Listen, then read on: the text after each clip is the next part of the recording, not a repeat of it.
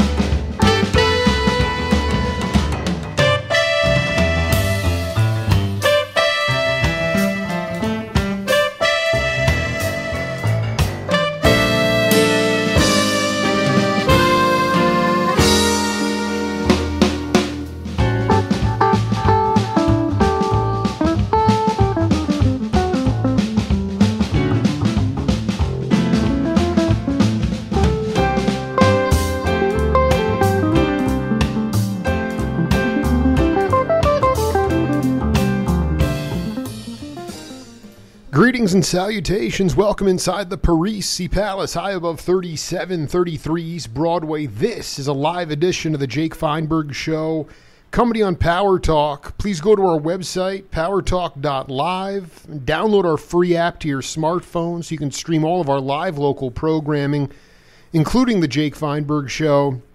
Can't thank you enough for making this part of your day today. And my guest, welcoming back to the program, he just came off tour with Nola Ted. He was bouncing around the East Coast, having a ball.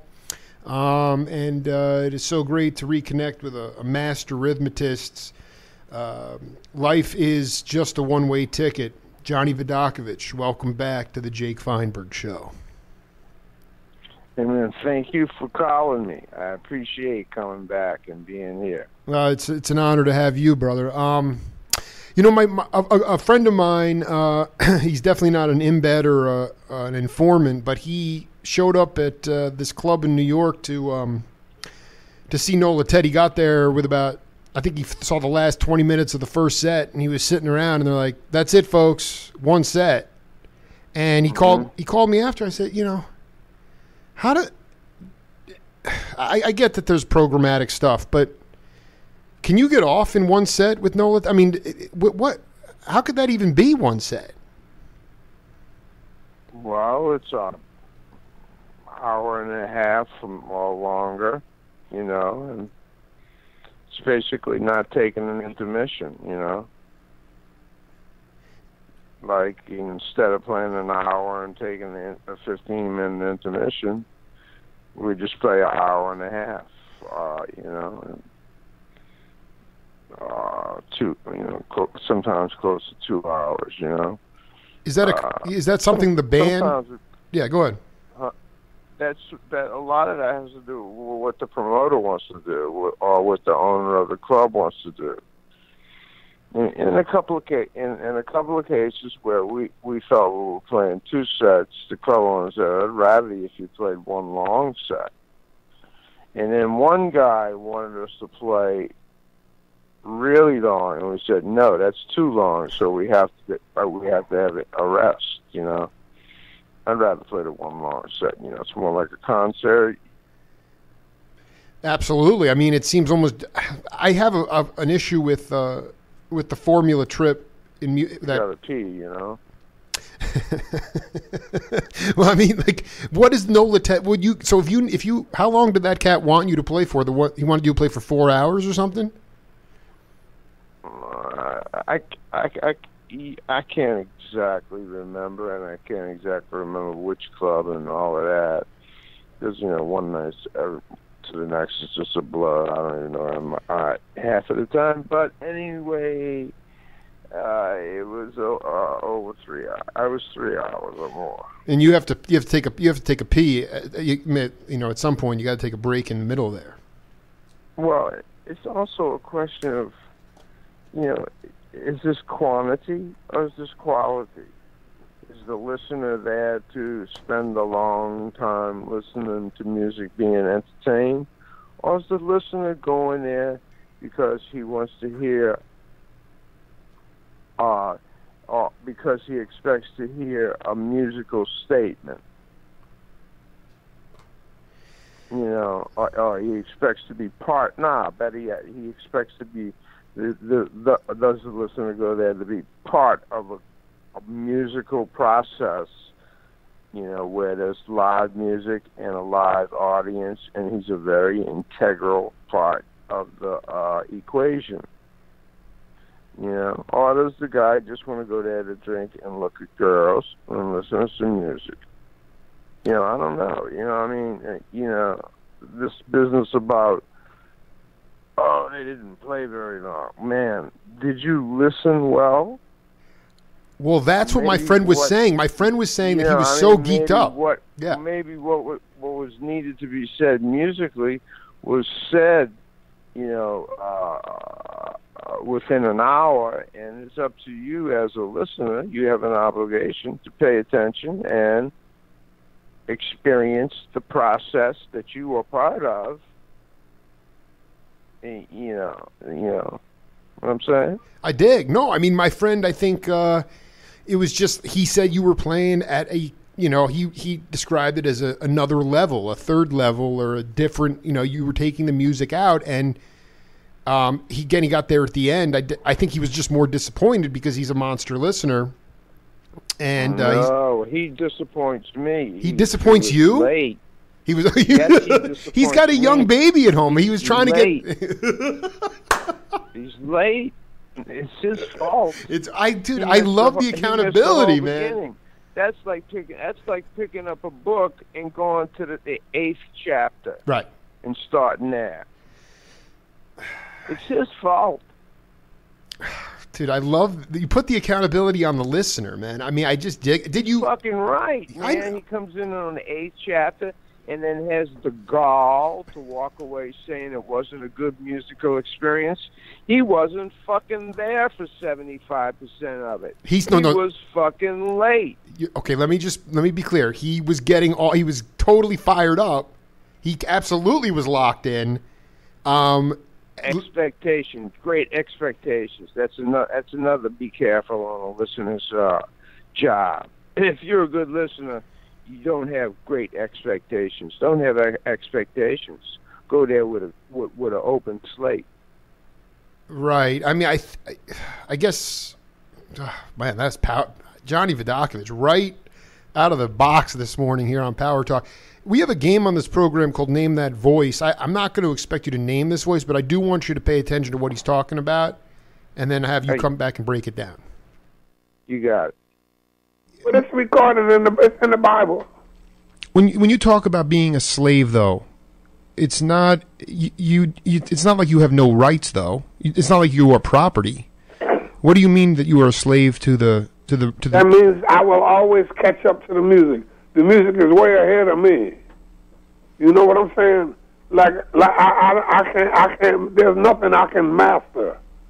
I'm always the slave. You know what I'm saying? To music. It's like life. You never know everything there is to know about life, and you never know everything there is to know about music.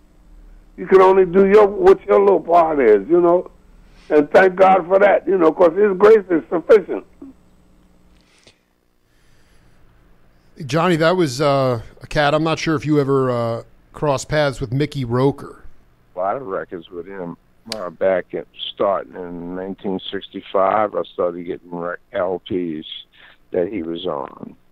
Exactly. Yeah, I never met him personally, you know, but he's a great drummer, and one of the main things that I got from him as a drummer and a young boy when I first started listening to him, it's 16, 17 years old, 8 to 17 years old. The thing that I got was the whole thing with triplets.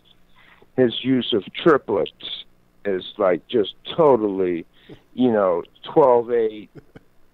It's like a real triplet feel. It's the real motherland feel, real African 12/8, but just a jazz beat, Yeah, that's what I got from him, man. Well, no, his use of triplets. Use of triplets was just like virtuoso, bro.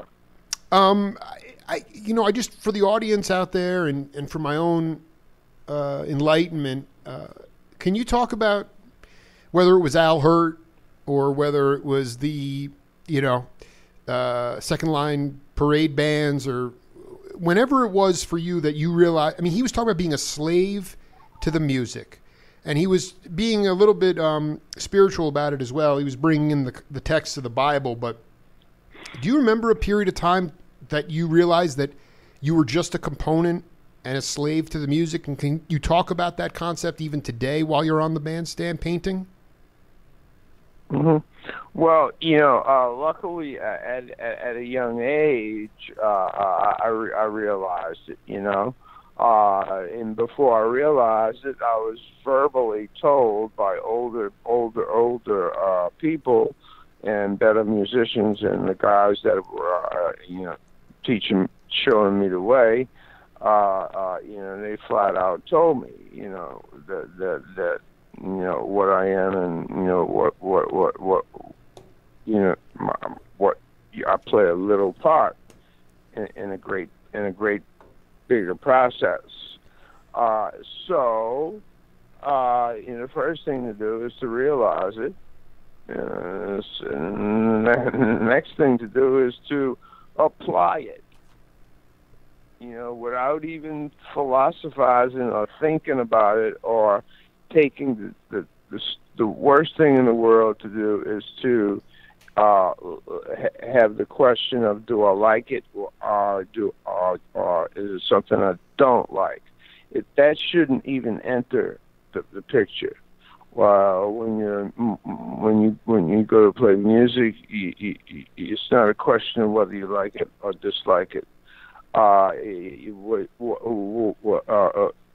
You as a musician, your obligation is to let the music use you as a connection, as a go through, and so I don't try to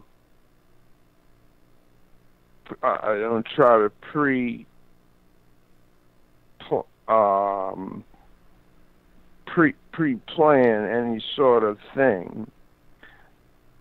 I wait till the music tells me how to act and be good and listen and get the job done, because, like you said, I am a part of the whole musical thing, so I got to do my part. Same thing, like on a team. You got just do your job, bro. Right. I just feel like when you were younger, a little more, less, I don't know what the right word is, but less worldly, or just wanting to get your chops heard. I just interviewed Jerry Brown, this drummer from Philly, and Sherman Ferguson came up to him at one point. He's like, "Yo, man, you're playing too much, man. Just come on." I mean, there were people that would tell you if you were playing too much, or that if you were not doing or doing too much of your part. Was there a definitive moment? You go back. You were talking about playing with George Porter Jr. going back to '66, but was there some kind of lesson on the bandstand, or something that you can talk about where this crystallized for you, that you were a conduit and that the music was coming through you from the heavens? Because I notice a lot of cats who were discontent with themselves, even though they might have had massive success, it's because their ego is in the way, and they've never quite understood that they have nothing to do with it, that it's truly music coming through them from the heavens. Yeah, that's so beautiful, Yeah, you sort of hover about, it's like you're on two rails, and you just zoom up these two rails, and you're looking down, and you can see yourself and the other guys in the band playing, and then you realize at that point that you're part of something, your little piece. Like maybe if it was a picture, I might be the green stuff. You know. That's right. Let's go back to the watercolors, man. You're a painter. You know, but yet the whole business of astrally projecting yourself above the band as you play, you know, gives you the realistic confirmation that you're a part. You know, and this has happened to me on the bandstand. You know, I think I might have been playing with I can't remember. Probably Earl and James and stuff like that. Earl Turbinson and James Singleton, I think maybe. I can't exactly remember, but anyway, you know, you know, my body is on an automatic pilot, but in my mind, and when I close my eyes in my mind, you know, it zooms way up high above the band on these two rails, like railroad tracks, and I'm looking down at the whole musical situation. And then I can zoom right back on those two rails and be right back in my body, consciously playing the drums. You know, and then I learned how to do this when I was about early 20s.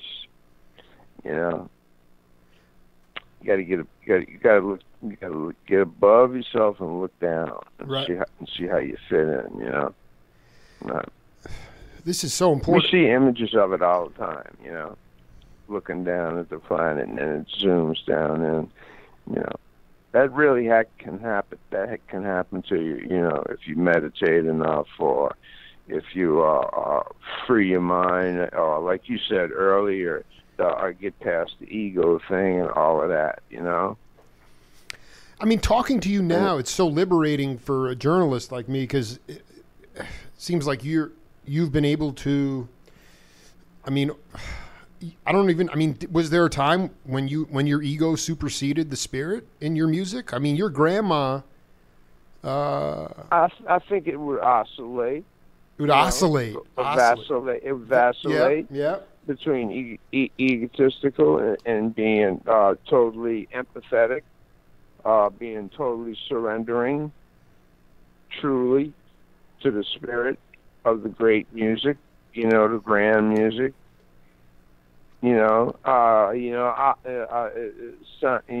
Probably still to this day there is, you know.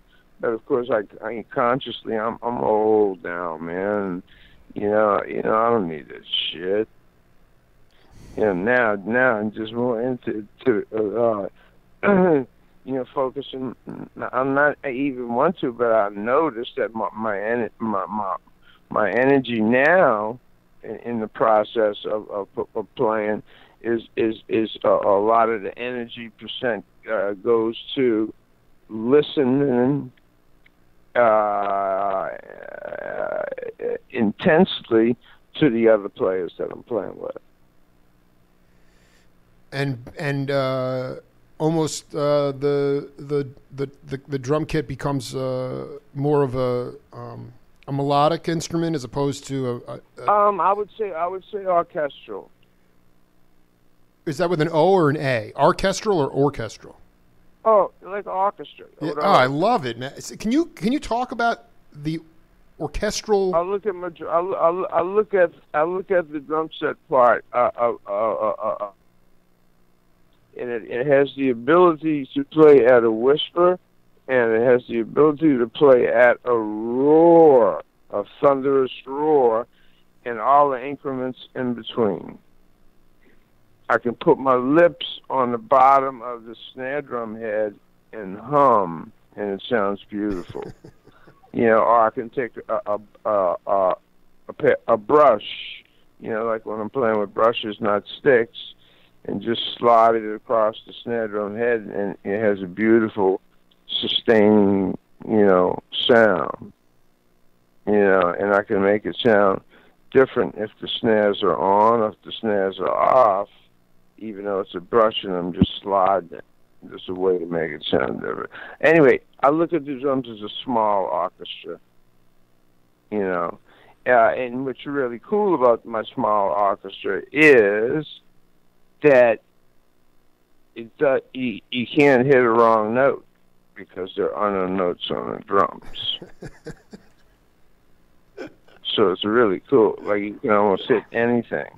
As long as your intention and your feeling inside of you and the music that's coming through you, as long as that's on spot, whatever you hit on the drum set is going to sound okay, because there are no wrong notes. You can't hit a wrong note. So it's not really what you play on the drum set. It's how you feel on the inside of you. You are actually the drummer. The drums is just a trigger to sound. You know, but the real drummer is on the inside of your body, in your stomach, in your throat, in your lower intestines. You know, that's where the real drummer is. Musician drummer / musician. Blah, blah, blah. Well, I mean, I always thought it was the heart, and you're talking about other organs in the body. I mean, that's powerful. That's where I feel. Well, that's where I feel it. I feel it deeply in my heart. Yes, but that's a given. Talking to Johnny Vidacovich here on the Jake Feinberg Show. So glad he could make some more time. I mean, I just wanted to ask you: have you ever played a gig without a bass player? Oh, sure, lots. Yes, a lot of fun. How is it fun and weird and wacky and different? Because I mean, Billy Cobham. I asked him this question in our 5th interview, and we'll eventually get to number 5. Eventually, me and you. But he said that he was in Sardinia, the island in Sardinia. Yeah, the island off the west coast of Italy. I've been there. Right. No, and that's the motherland. That's where your blood is from, but Italy anyway. But the he said that he got a call, that there was this gig. It was Chick Corea and Al Di Meola, and they needed a drummer. And so they were playing all this Return to Forever stuff just as a trio with no bass player. And I was thinking, I'm like, did Johnny, was it ever, just, can you talk about playing without a bass player and how it frees you and how it's fun? It usually I like it a lot because I like Paul Motion a lot. I have a lot of Paul Motion records, and on a lot of his records, he doesn't use a bass player. He uses maybe 2 saxophones and guitar. Bill Frisell, Joe Lovano, Chris Potter, and something like that. There's a lot of records with Paul Motion and Bill Frisell and Joe Lovano. No bass player, playing standards, playing Monk standards, playing Gershwin standards, playing more far out music. Even though that shit sounds really far out right there without the bass player, you play much further out. For me, I can get more linear. I think I can get even more rhythmically linear, because the bass is a very vertical sound or very vertical character. A lot of times when they playing that 4/4 kind of concept, exactly, me up like that.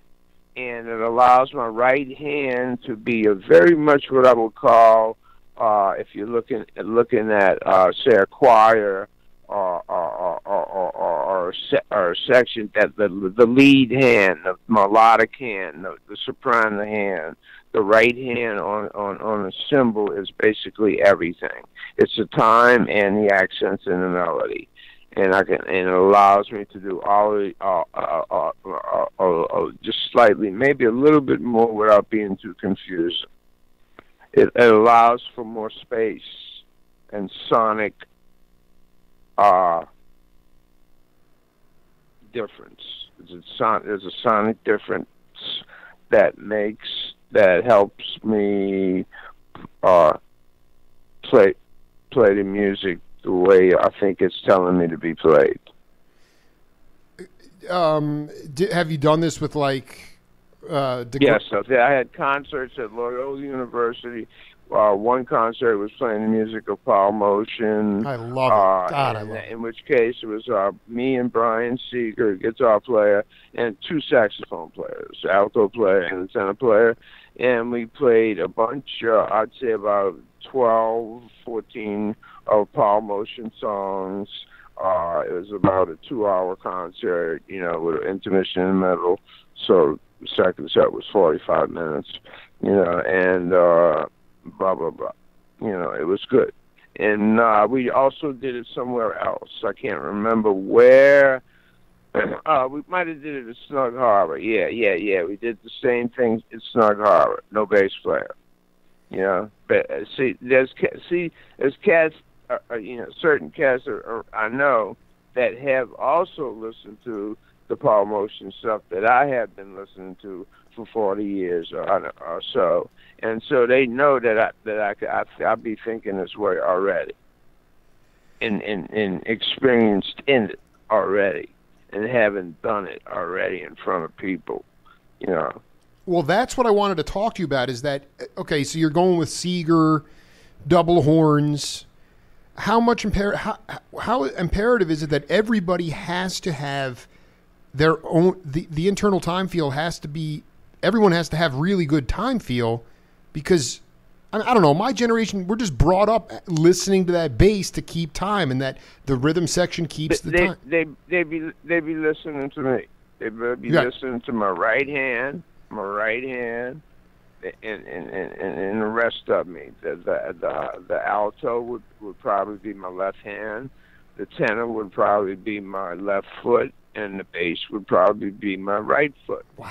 But I mix them all up. The right hand is the melody. That's the girl singing the lead, and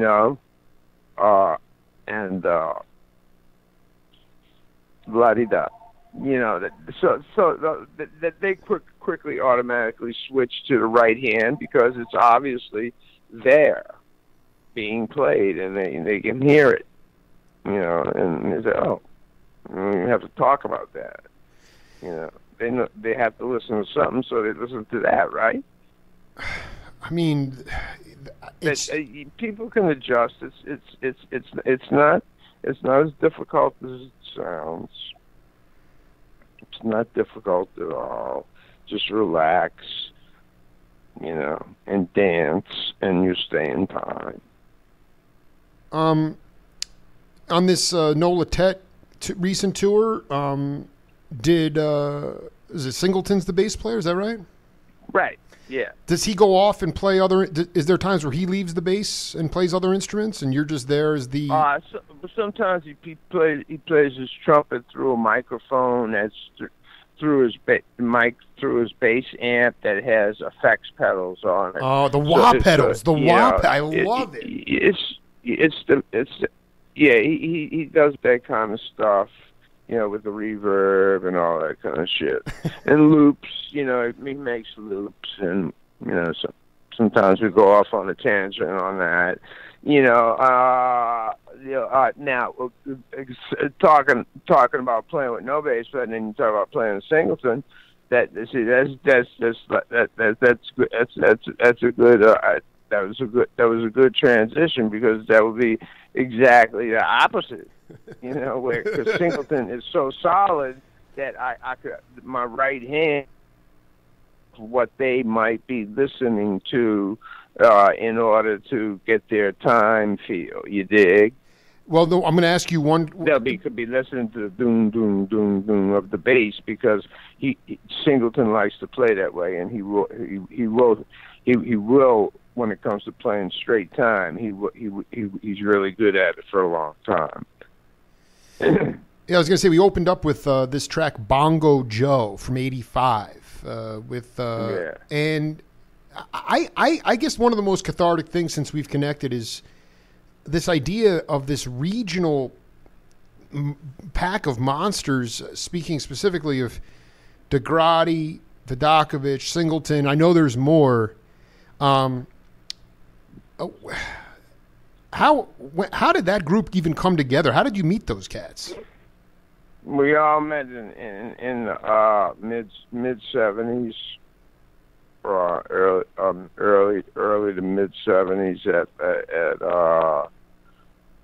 well, the group came together at Lou and Charlie's. I think it was our first gig. I can't remember where our first gig was, and I can't remember if it's 40 years or 41 years or 42. But we came together when Tony DeGrady wrote a bunch of fusion type songs, as opposed to bebop, as opposed to rock.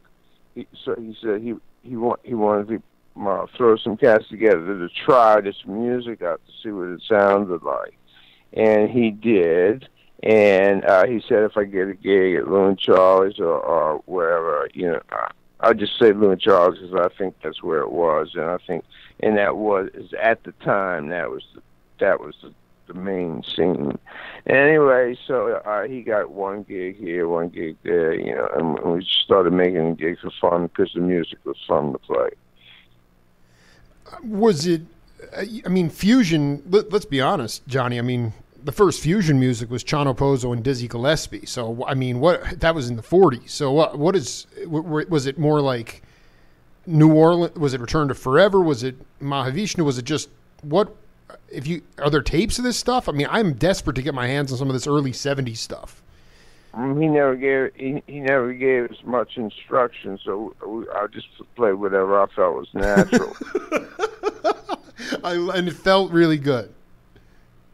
Yeah, I just, if it felt like it had a funk, or he would say, "Hey, man, make this one more with a funk beat here," and or he would say straight out, "This is a swing tune," or he would say straight out, "This is more like a samba," rock, like a rock samba, And at that time, they had a percussion player in the band. So, wait, hold on, let me think. Yeah, there was a percussion player in the band. So, he would have that Latin sound. Now, I'm not versed or studied or I have no proper knowledge of Latin music, but I played with a lot of Latin guys, and guys would turn around and say, it's real Latin tune, and I king, king, king, king, king, king, I can get into that bag, but, just, so, in the beginning, I had a lot of freedom. He would just give me, basic skeleton type of instruction and give me a lead sheet like everybody else had, the melody and the chords. And then take your pencil and put your marks, start and stop where you want, where they're supposed to be. You dig what I'm saying? No, I mean, it's straight out of the Gene Page book where it's just some chord changes, but it's not overly arranged at all, so you guys can get out and do your thing. He would just say what kind of feel or beat it might be. Fast, slow, straight eights, swing, shuffle, Latin here, swing the bridge, When you...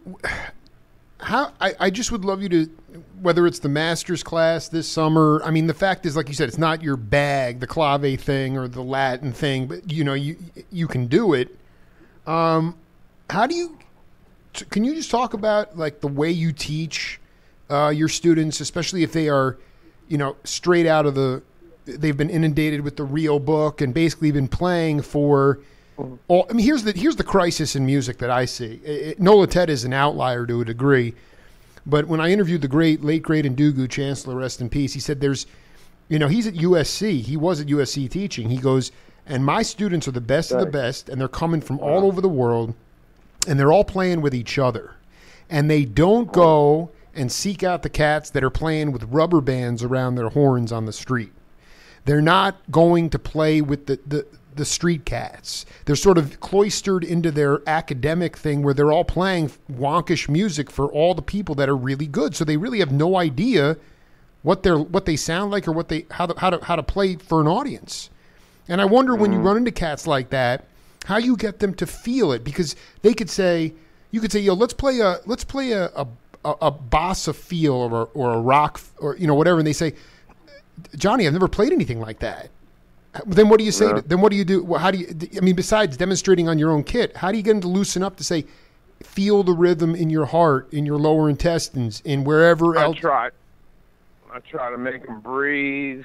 I try to make them sing the melodic rhythm of the song out loud. Wow. I try to make them stand up alongside of the drums and sway and dance through and sort of mumble or rhythm, what I call sing the melodic rhythm one time through, then immediately before the second chorus starts, be sitting at the drums and then playing and using your mouth and your stomach, your lower diaphragm, and sing the melodic rhythm. For example, like 1, 2, 3, bum bum ba ba ba bum bum bum bum bum.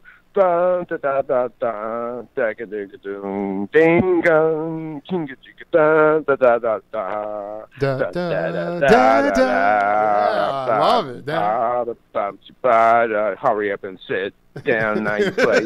Bones king ding ding king ding ding king ding ding. You know. Oh, when I sing Jack, go marching and Jack. Boom,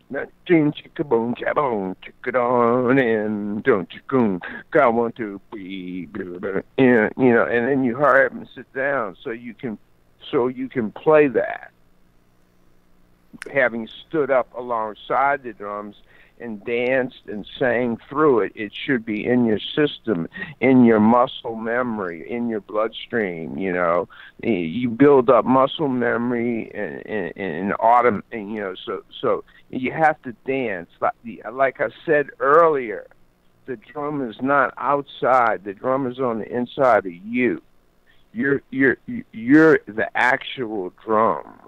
The drum set, the physical visual drum set, is just a go-between. It's a trigger to trigger what's inside of you, to trigger the sound to make the music. You dig? Big time. Let the body dance. Yeah, that's where it's got to start from. Start at least from there. And of course, it really is going to start when the Holy Ghost gives you the music, and then you got to make the body dance, the music, the rhythm, the drummer, the inner drummer has to be. And in my lessons, you ask me, how do I get guys to do it? I physically make them fucking do it. It's not imaginary. It's not abstract. It's fucking real. It's science, man. It's not mystical.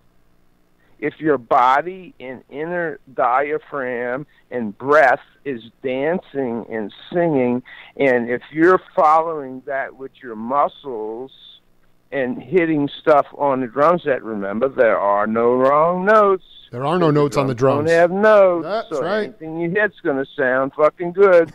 So you see what I'm saying? There's nothing mystical about this. This is fucking physics. It's science. But then once you apply that science, you just talked about the Holy Spirit, right? So there's a hybrid thing going on. But you have to be able to. What if they don't have? I don't know. I mean, it's. Well, if you don't believe in the Holy Spirit, then you waiting for some collective. You're hooking up with the collective vibrational sound wave, the inspirational music of whatever's going on around you in your immediate area, and that could be your source of Holy Ghostness. You jumped the shark. I wasn't saying don't believe in the Holy Ghost. I said, what if they just don't have good dance rhythm? What if they can't dance? I don't really can't judge that. I wouldn't go at judging saying a person can't dance. Is there a standard? No, like when Brian Blade came to see you, can you talk about a lesson you did with him to get him to open up? He was very open and expressive as an individual. Naturally, it didn't take much. I just told him to dance with the music and be more loose, think less drumistic, and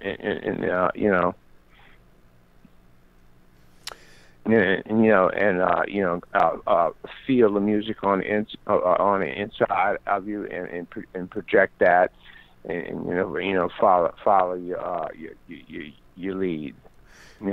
Well, then what did I mean? And by the way, my friend just chimed in listening to the broadcast. He apologizes for being late, and you were right to drop the hammer on him for being late to that set, and he apologizes vigorously to you. Why did when you talked to Brian? What do you think what did he need? Why did he come see you as a as a teacher? I think he liked the way I played. He's heard me play, and he liked the way I play. And he said I wanted to study with that guy when I get old enough.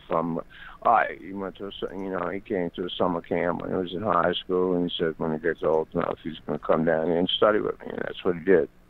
He did exactly what he said, and he did exactly what he said he was going to do, and he did exactly the things that I asked of him, and hipped him to, and he's that kind of a guy.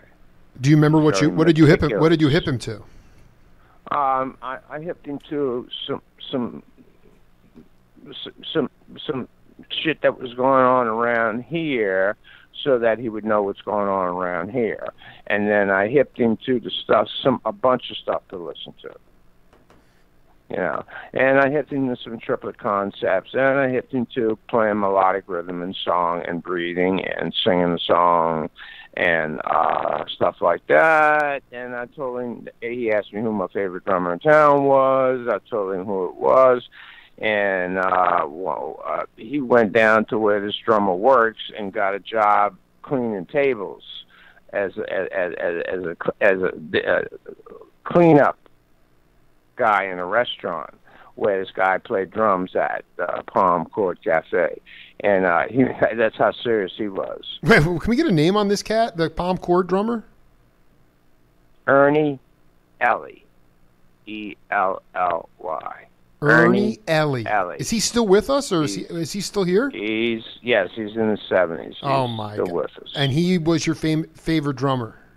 He is my favorite. He's your favorite. I'm going to need to talk to this cat immediately. That is unbelievable. Ernie Ellie, and then Blade was going down to do cleanup, dish pickup, just to be able to feel that. Yes, the name of the job is called busboy, but we don't like to say that word. No, I did. I mean, I've done it too. I've been in the cafeteria doing that, but I just haven't been privy to have someone like Ernie Ellie hitting the drum kit. What did you? When did he come on your radar, Mr. Ellie? Back in the 70s when I was playing a band with double drummers and a bass, 2 saxophone, 2 drums, electric bass, and congas. Holy shit! And Ernie was the other drummer. He had just come off the road off of Ray Charles's band. And came home. Before that, he was in the Army, and he was on a couple of other people's bands. But he traveled a bunch. You talked about. Then he came home. Yeah, you talked about listening to those Roker records and getting off on the triplet stuff. What did you get off on with what he was doing, especially playing double drums with him? Solid feeling, and smoothness, touch, sound. Yeah, he had a beautiful touch and sound, and he was a beautiful accompanist. Is he still gigging out today? Yeah. Oh, good. We got another game. I think you're going to get this voice, but I want to play you this track, this audio clip from one of my interviews, and then we'll come back and talk about it. All right. And doing one of Levon's things that was, he called them the Midnight Rambles up in Woodstock. Sure. And he got that name from me because we used to play the Midnight Ramble would be at a stripper joint. We used to play at the Blue Cat, where there would be like the Midnight Ramble would draw sailors from all over the world, and they would just all know to go to that show, and it was something that they wouldn't see anywhere else with strippers, you know. Oh, I mean, this is an amazing story. Continue, please. Well, anyway, it was really off the hook because the show ended with a girl bowling a donkey that was painted up to look like a zebra, and it's just kind of, you know, you don't get to see this kind of thing every day. And but these sailors loved that. You know, it was something really wow. Well, after being cooped up, you have any idea who that is? Oh yeah, that's definitely Mac Revenant. That is Mac, and I was listening to this interview. I'm like, God, you know, it's like I feel Johnny's voice in there, the vibe, but the Blue Cat. And the stripper's blowing a donkey that looks like I forget what he said. Looks like a and I'm like, and I'm like, I want Johnny to talk about. Can you talk about it playing this? Because I mean, everybody from Ahmad Jamal to Dr. John to the gigs were coming in the strip joints, and I wanted to know the gigs you played. I was a young teenager. At the time I was playing, it was they were making a crossover between strippers and go-go girls. Right. Right. You know. Anyway, so I played both. I played behind strippers, and the bands were more or less jazzy style bands that played both traditional and more modern jazz, you know, and strippers would come out, you know, there'd be several strippers, you know, a show would consist of several strippers, you know, a rotation, you know, cast, and the go-go joints I played were more rock and roll music, and girls would come out and dance with pasties on and a little thing covering their squeeze, you know? Right, I did. And anyway, so that was the law, you know. So they didn't really strip; they just came out and danced naked, you know. Whereas opposed to the older school thing with the more jazz guys and the older men, was more of a lady coming out, taking off clothes gradually down to pasties and, you know, what was legal, right? Blah blah blah. So that's the way I remember that. You know, I remember the transition period, and I remember both sides of it. I remember playing on Bourbon Street. I was in the Union, and I played Dixieland gigs. I played with the original Dukes of Dixieland when the drummer got sick one time. Are you kidding me? You were with the Dukes of Dixieland? Yeah, that is unbelievable. Frank Casanto was alive. Yes, sir. This was in 1968, maybe. Anyway, you know, they hired me for one night, wound up keeping me for about 2 weeks, so the drummer was totally healed. Anyway, and I played with all kind of Santo Pecora, Sharky Bazan. I played with all kind of cats, man, all the old school blues, man, and with guys from down from the Bayou we didn't know, just organ playing, this guitar playing, but and me and George just met, and they say we'd like to hire you too. So me and George started getting hired like that. And it's a guy with had something to do with the mob, I think, or something. I don't know what was going on with him. This tenor player, Johnny Panino, and he wanted to hire me and George. You know, and he played like kind of honky tonk R&B saxophone. You know, or like a honky tonk. You know. I'm sorry. Did you say George Porter? Yeah. So we met when we were teenagers down on Bourbon Street, and we were playing behind different bands, different people. George Porter Jr. and me. And you guys were playing more like honky tonk music. But I want to go back for a second here. This is so insane. You were there for the more Duke Ellington stripper stuff, which was more. These women were going down getting completely naked, but it was more straight. It was American. It was jazz standard stuff. And then the Go-Go Girls were coming in, and it was more like Little Richard and more rock stuff. And then I guess more to the point, going back to when you're at your more 60s rock, man. More rock of the time, more 1967, not Little Richard, not 50s rock. No. I dig. So you're more like Hendrix, or like, I mean, where are we going here? Well, right before Hendrix. Yes. Right. As a matter of fact, in '67, I heard Axis Bold as Love, that it wasn't popular. Whoa. I heard it. There was a couple of tunes on it that were on Purple Haze that were getting popular. Yeah, that and a lot of soul stuff. That's right. Absolutely, a lot whatever was fucking popular at the time. Mustang Sally. I don't know, shit like that. I've talked to so many cats that are around your age that had the same experience as mafia-run clubs for go-go dancers, and the women would say, "Hey, pick it up a little bit," or you'd have to hit their moves. And to me, it was like such an invigorating thing for you guys to learn how to play dance music on the drum kit. Whereas today, like you talked about with your students, you get them up, you get them singing the rhythm, you get them dancing the rhythm. You had that in the real time because you had to hit their moves. Yeah, I guess you're right. You're right. I definitely knew what dance was all about. I played a lot of shows and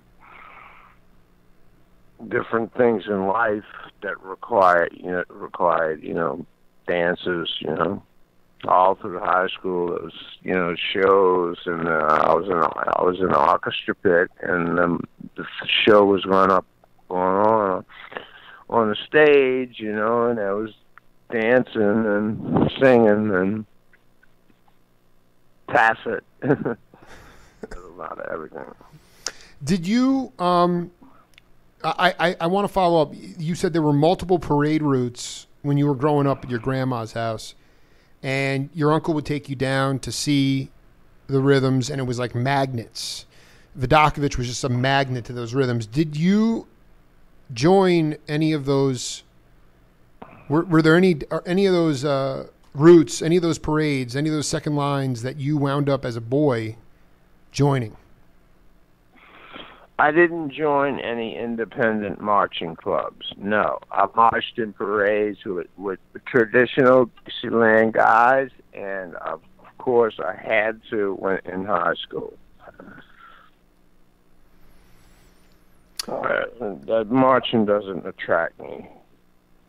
Right, but when nothing fun about walking 14 miles carrying a 16-pound fucking drum. Fuck you. All right, my ass. Kiss my. All right, one more audio clip before I let you go, and you can relate this to your experience. But I'm interested to get your take on this. So hold tight. Yeah, bro. Without the bass, upright bass in an orchestra.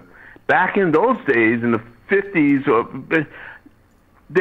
the reason why they had drum sets on a wooden floor or on a wooden plank was to enhance not just the bass from a percussive standpoint, to give more sock and feel to what the bass player was playing and how he was playing.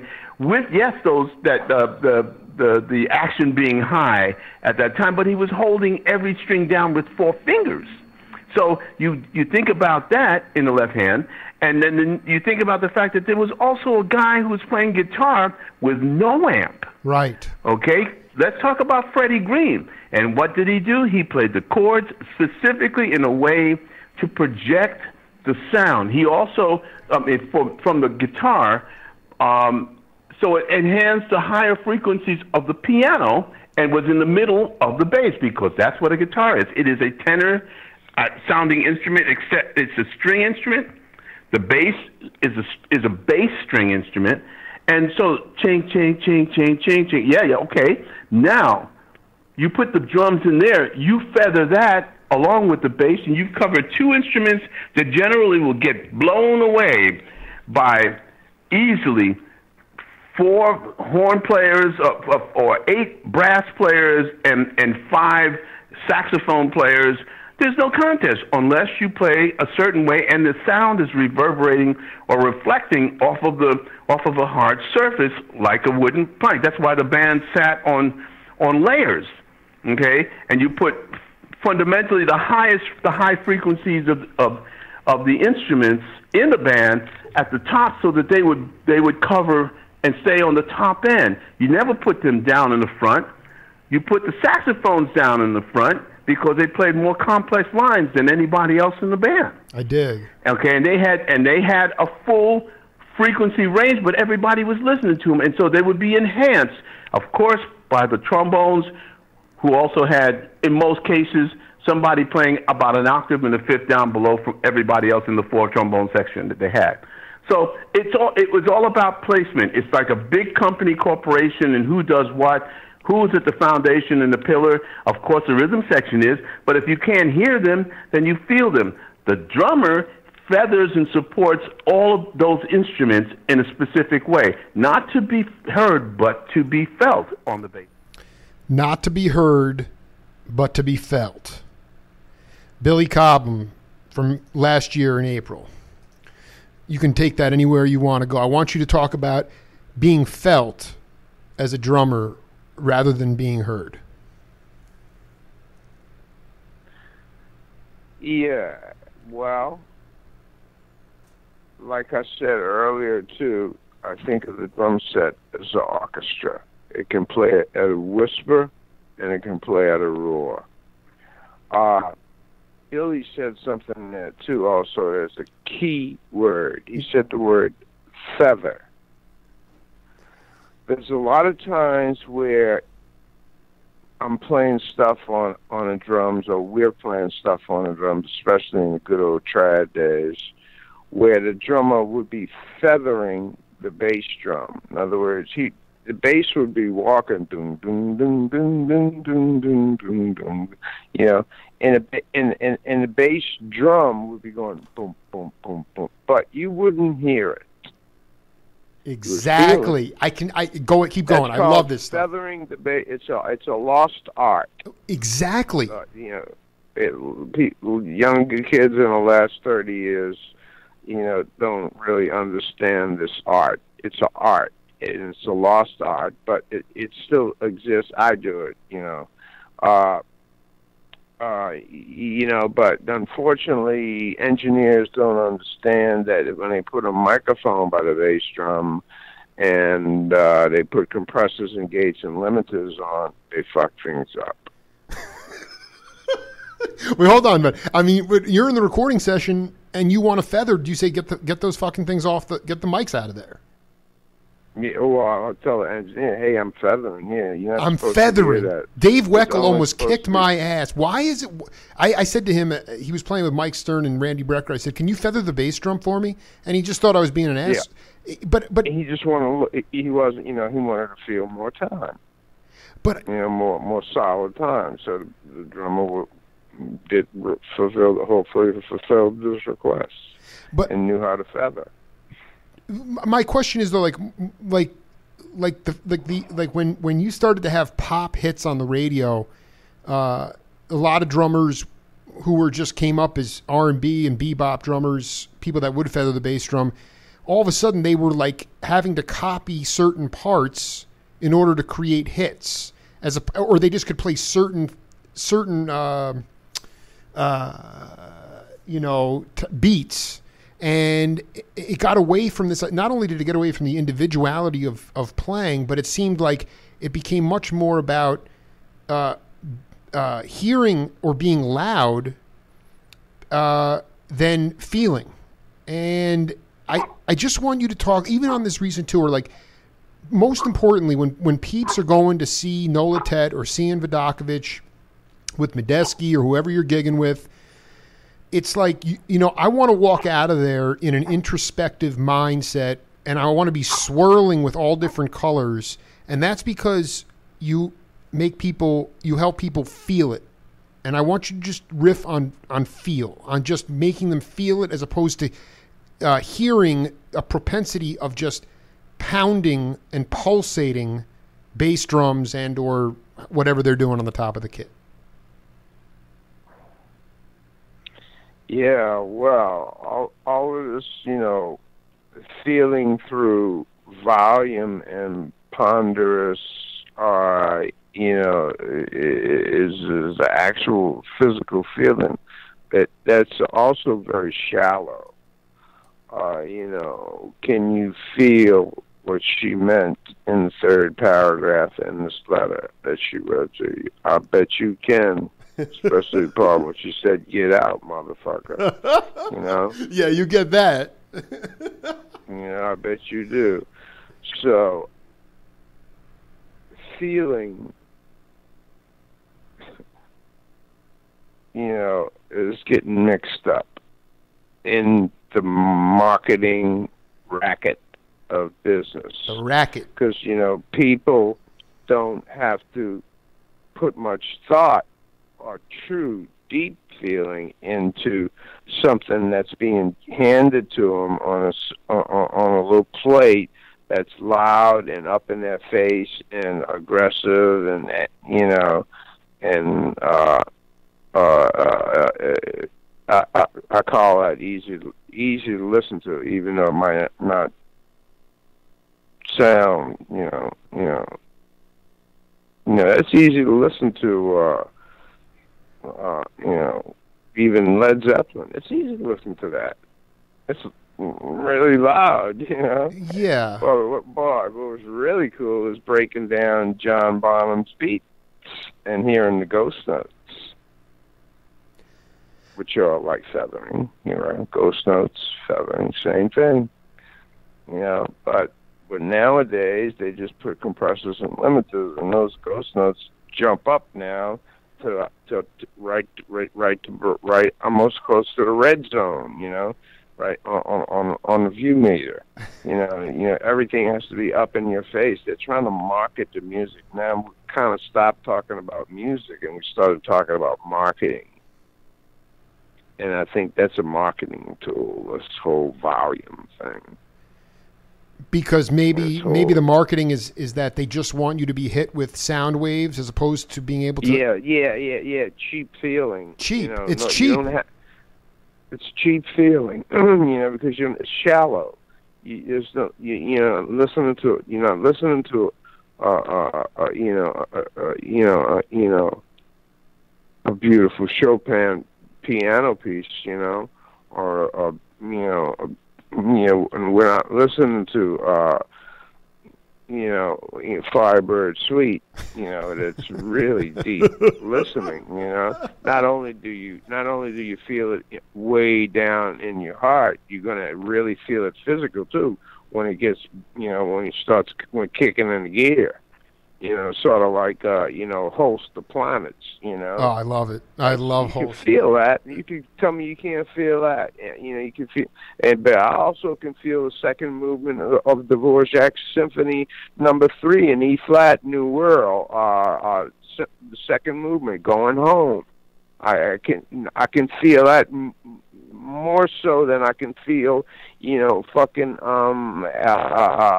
Eat the Rich, right. You know, by Aerosmith or whatever the band's name is. They say Eat the Rich, you know. You know, I love that.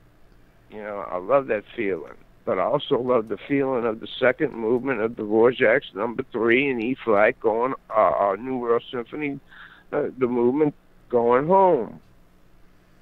And I urge you to listen to the two side by side. Listen to Axis Boldest Love, and then listen to the second movement of Dvorak's Number 3.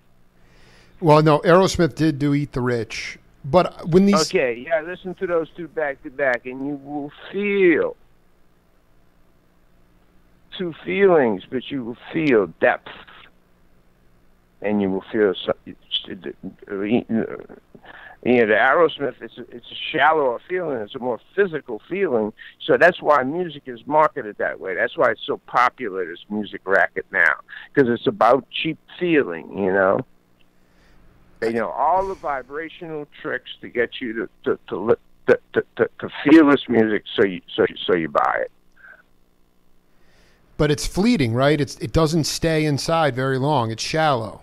And so it lacks authenticity compared to the Blue Note albums you were buying with.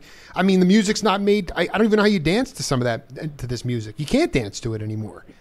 It's shallow. Don't make me feel like dancing that much, to tell you the truth. So you're actually not. I just want to be clear, because I got refunded, but you're not going on the Pacific Northwest No Tet tour. No, I'm not making the last. I'm not making the last. Let me see what's next. I'll tell you. Yeah, because I'm going to go rebuy the tickets again, because you got a bunch of shows in Portland. I want to know exactly where you're going to be, because I'm coming to blow it out. I'm gonna play in Portland, but I'm not gonna play in Seattle. You're not going to be at the Royal Room. Are you going to just be hanging in Portland? No, I have to come back to New Orleans very early on the next day. Okay, after Portland. Okay, so I just want to be clear. You're playing in a place called. You're playing somewhere near Portland, and then you're playing in Portland, and then you're missing Seattle, and you're not playing Mount Hood. Is that right? I'm finished on the 8th. And all I can tell you is it's after Portland. Okay, I just want to be clear. You're going to be there on the 8th, though, because if you're going to be there, then I'm going to be there. I'm going to be on the 8th. Well, let's stay in touch and let's make a time, because we're going to be blowing that out right on New Media, baby, because I'm going to go. I'm so sorry, because I thought you were missing the whole tour. But, no. Yeah. Just the last day, Seattle only. All right, Johnny. Well, if you post that would be cool, so people will know. Well, I also want to be clear. You're coming. The tour date says No Tet's coming back to Mount Hood, but you're gone. You're up to Portland on the 8th, and then you're gone for the tour. I dig. There's only one day left in the tour. Seattle. No, dude. There's another. You got another date added on Mount Hood. You ever been to Mount Hood before? Oh, no, I'm not making it. I thought maybe me and you could just hang in Portland for a few. I go back on the road. I go back out on the road with No Tet, but I don't know about Mount Hood. Right. Is that your wife, by the way? Is that yeah. Yeah, I go back out on the road on the 22nd. Right. Okay. So I'm going to make it very clear that you will not be on the drum. And I go back out on the road on July the 28th. But you will be at the Jack London Review in Portland on the 8th, because I want. I don't know if it's Jack London, but it's Portland. It's the name of the club is the Jack London Review. So let's stay in touch. We did another comprehensive 70 plus minutes here, and you tell your lovely wife thank you for supporting me and my show, and love to you, man. Yeah. I'm looking forward to meeting you in person, man. I'll be there. Cool. All right. All right, baby. All right, babe. Have a beautiful day. I'll get you a copy of this as soon as possible. Cool. Love always, Johnny. All right, man. Peace. Peace out. Peace. Johnny Vidacovich, part 2. I'm going to Portland. We'll see you all in a little bit.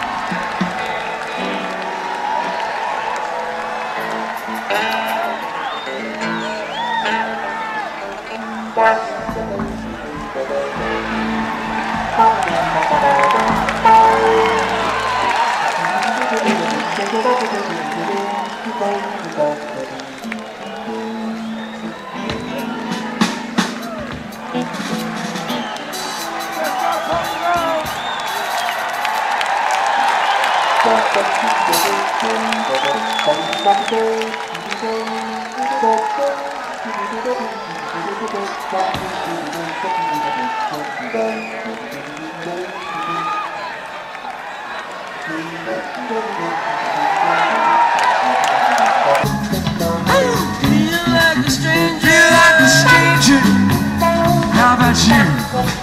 You're a stranger too.